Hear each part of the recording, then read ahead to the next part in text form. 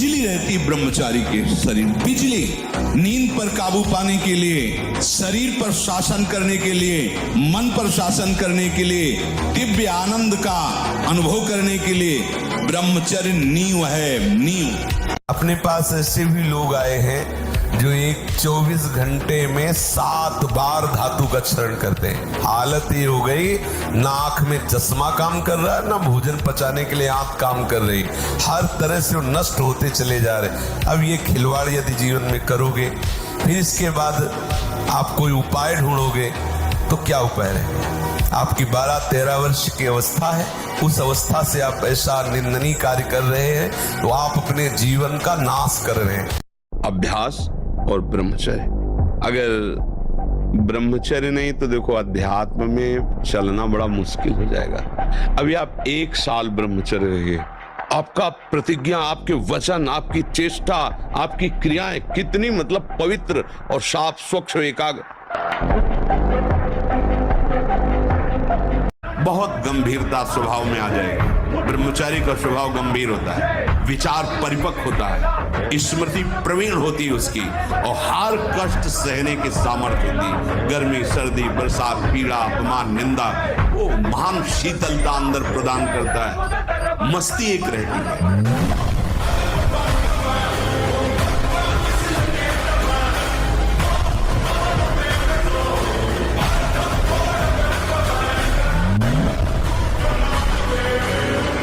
संसार का प्रत्येक सुख जिसे तुम समझते हो वो दुख है। टोटल दुखालयम अशाश्वतम।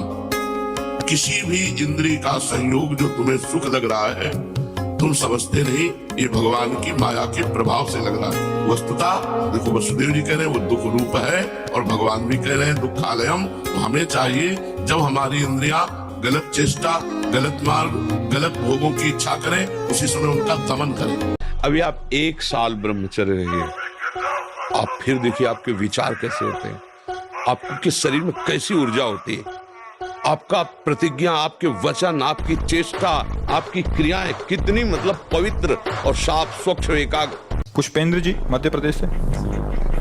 पूज्य सदगुरुदेव भगवान, आपके चरणों में कोटि कोटि प्रणाम। गुरुदेव, इस शरीर के संबंधी अभक्ष पदार्थ का सेवन करते हैं, लेकिन हम उनसे अलग रहते हैं। मेरी रसोई भी अलग है, लेकिन कभी कभी उनके बर्तन मेरे घर आ जाते हैं और बच्चे मेरे बर्तन उनके घर ले जाते हैं। महाराज जी, क्या ऐसे में श्री जी को हम भोग लगा सकते हैं? मतलब बच्चे उधर ले जाते हैं, कुछ देने आ जाते हैं, ऐसा कैसे बोल सकते हैं इस विषय पर? क्योंकि अब जिन पात्रों में मांस रांधा गया है, खाया पिया गया, अगर रसोई में घुस गए तो सब पात्र फेंकने लायक है हमारी दृष्टि में। हमारी वैष्णव कैसे भोग उसमें पा सकता है? जब वैष्णव नहीं पा सकता तो वैष्णव के आराध्य देव कैसे पा सकते हैं? ऐसा कैसे हो सकता है? यदि हम भगवत मार्ग के पथिक में, ऐसा खिलवाड़ हो सकता है। खिलवाड़ उपासना नहीं हुई, उपासना करने वाला खिलवाड़ नहीं करता। ये बात समझना होगा, इसमें हम कोई भी किसी भी तरह का मतलब छूट नहीं हो सकती। उद्धत न हो, नम्र रहो, चपल न हो, शांति स्थिर रहो, मायावी मत बनो, सरल रहो, शास्त्र का अध्ययन करो, किसी का तिरस्कार मत करो, सबको सम्मान दो, कौतूहली मत बनो, गंभीर रहो। ऐसे उपासक को परम पद की प्राप्ति निश्चित होती है। छोटे छोटे बालकों में इतना तेज था। बालक थे श्रृंगी ऋषि, जाकर के बालकों ने बताया तुम्हारे पिता के गले में परीक्षित महाराज, चक्रवर्ती सम्राट राजा परीक्षित ने मरा हुआ सर्प डाल दिया। उनका ऐसा, उसे चक्रवर्ती सम्राट होने का गर्व है। वो समझता है ऋषियों में अब ताकत नहीं रही। जल उठाया और कहा मैं श्राप देता हूँ, आज के 7वें दिन तक्षक नाग आएगा और परीक्षित को काटेगा और वो मर जाएगा। उनका ब्रह्मचर्य ही तो था। और 4 बजे जगो, जगने पर तत्काल आप बासी पानी पिए, तांबे के पात्र में रखा हुआ पानी, और लीटर 2 लीटर पिए।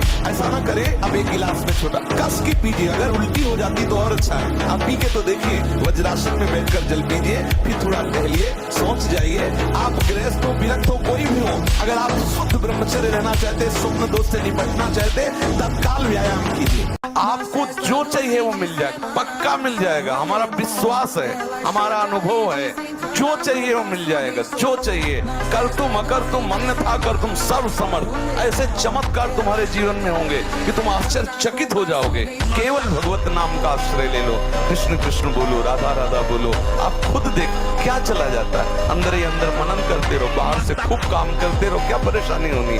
और अगर विजय ना हो जाए तो मैं बता, कहीं भी कितनी भी भयानक परिस्थिति हो, तुम्हें लग रहा हो कि यह हमारे प्राण संकट में है, अगर ये मंत्र शास्त्रीय पद्धति से संयमशील पुरुष हो और उच्चारण कर ले तो तुम्हारा विघ्न करने वाला वहां से भागेगा और नष्ट हो जाएगा अगर तुम्हारे समीप आएगा। ओम अघोरेभ्यो तो घोरेभ्यो घोर घोर तरेभ्या सर्वेभ्या सर्व सर्वेभ्यो नमस्ते अस्त रुद्र रूपेभ्या। ये प्रयोग किया हुआ कोई त्रिभुवन में ऐसे नहीं कर सकता।